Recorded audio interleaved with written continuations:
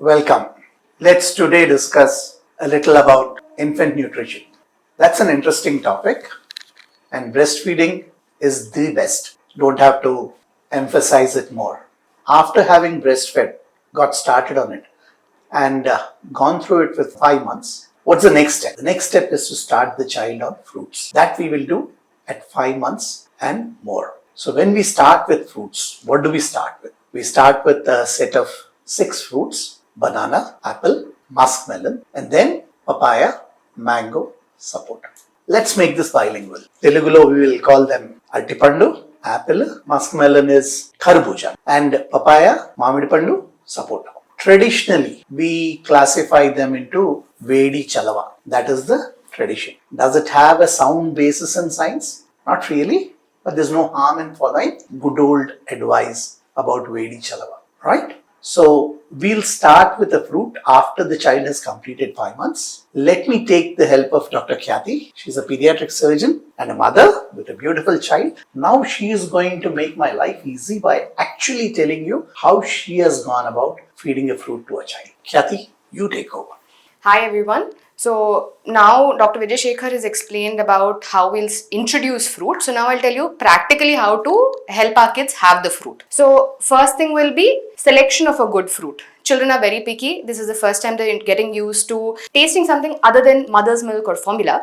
So ensure that you choose the fruits right. So ripened bananas, sweet smelling apples. So the choice of fruit will depend on the color, the ripe status, the smell of the fruit. So you want to give the best to your child. So fruit selection will be number one. Then before we feed anything to our child or before we handle any food, hand hygiene is most important. So wash your hands with soap and then you proceed with food preparation. So I'll give you a few examples with a few fruits. So if we take bananas, wash the banana, obviously select the right banana, then wash the outer side of the banana, then peel it. Then initially the consistency of the fruit has to be closer to liquid state because children are only used to breastfeed or formula feed. So milk basically. So we need to get the consistency almost close to that initially. So what I used to do was I would first sterilize the equipment. So I have a steel blender which I would sterilize along with a plastic cap. These sustained sterilization heat. Unlike the juicers which could not and they got deformed, and most of the plastic and the rubber ones cannot sustain the sterilization. So the steel ones work best for me. And I would just put it into hot boiling water for a minute and then just before blending, I would attach it with clean hands. So in this blender, I would add pieces of banana or apple which is peeled, no seeds, or muskmelon. So whatever we give, we will peel it out and only the soft part which is eaten, that part will be blended. So once we blend it, then I will transfer it into the sterilized container and feed her or him with a sterilized spoon. So I usually use the Fisher-Price equipment. It has worked well for me. Not that I am endorsing the product, but any sterilizer works well. The other way to sterilize equipment will be take big utensil which can hold all your small cups and spoons and plates with which you'll feed your child. Boil the water and put these equipment into that, and that has to be boiled for 10 minutes. Okay, so this was hassle-free for me and I could use it even when I was shuttling between, traveling or shuttling between homes. So here I just have to add a small cup of drinking water into this and then place all my equipment like this. The smaller ones go on the top, the bigger ones go on the bottom.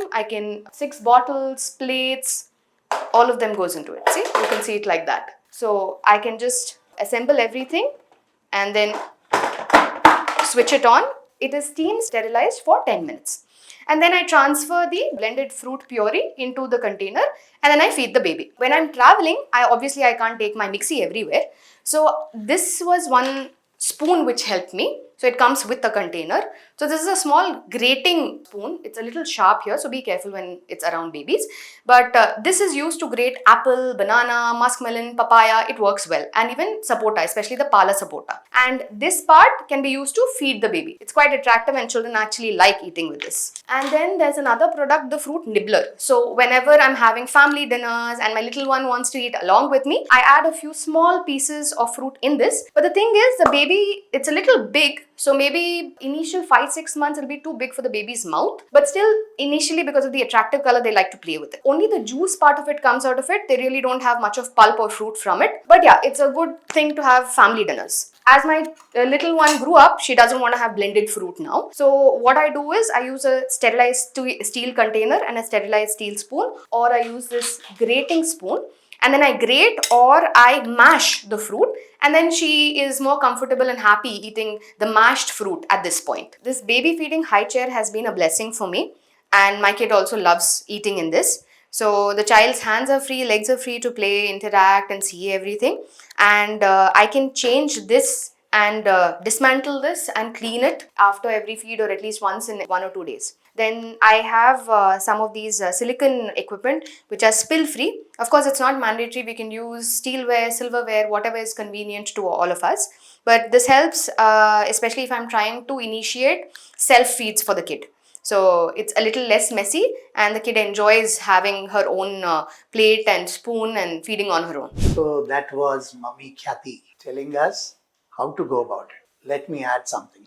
So this silicone spoon, how is it advantageous? The child is moved, but doesn't cut the baby's lip or the gum. The soft ones which are stuck, it helps not to drop everything that you have put in a lot of effort to make. So now that we have made the fruit and tried to feed the child, let me lapse back into Telugu and fruit pedam anukunnam, decide cheskunnam, మెత్తగా చేసాం, పెట్టాం. Before every feed పాపకు పెట్టే ముందు, బాబుకు పెట్టే ముందు first taste చేయాలి. బాగుందా లేదా చూసుకోవాలి. Any difference in the taste, flavour, time to stop it immediately. Don't give it. You can take another fruit and try it again, because it may not be right. If it's not right for you, even slightly, it's not right for the baby, right? Then the first day you're fed just this much, just a little.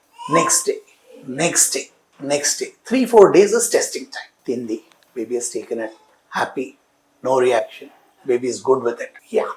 Now you can give as much as the baby wants. Enter the internet. Okasari rojki. Generally, we would prefer a fruit at around 10 a.m. It's not a hard and fast food. You can give it at any time, but 10 a.m. is a good time to give a fruit snack, right? What can go wrong when you have given a fruit, or any food for that matter? It may not suit the child. There may be an allergy, or the baby might not like it, or something might be wrong with the fruit. How do you know? Baby has vomited once or twice, try to bring it out. It's okay. But continuously the baby is vomiting 10 times. Something is wrong. You have to stop immediately. Don't try it again.